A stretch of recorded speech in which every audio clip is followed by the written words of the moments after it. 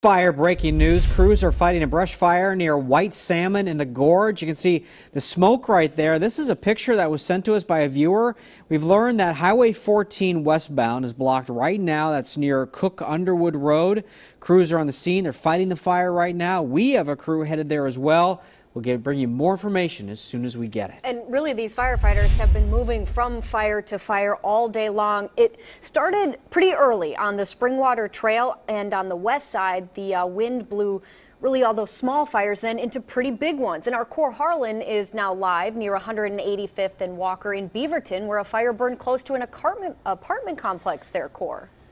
It did, Jennifer, and it was scary. Jennifer and Dan, I talked with a fire manager who was here this morning, and he tells me that flames that burned through this area behind the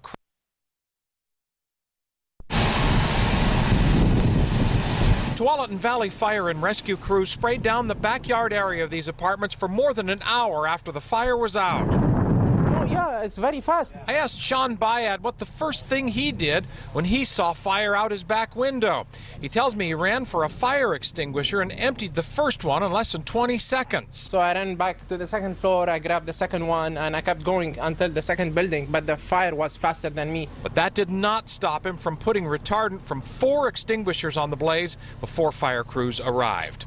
I asked the fire manager here about the conditions. He says you should be aware that small things like cigarette butts, sparks, or even ashes from a grill have the potential today to cause a lot of fire damage. We are totally aware of how impactful the wind, even a little bit, can make something small into something extremely big like what you see behind us today.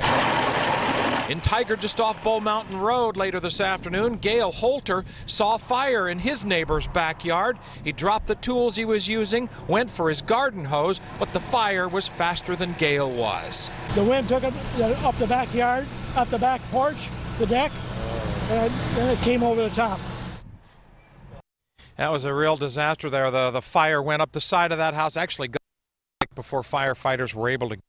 It's a reminder to all of us, say fire managers, that a little flame can grow into a homeowner's disaster and a big fire in a real hurry. Live here in Washington County, Core Harlan, KOIN 6 News. Jennifer and Dan. And Core, the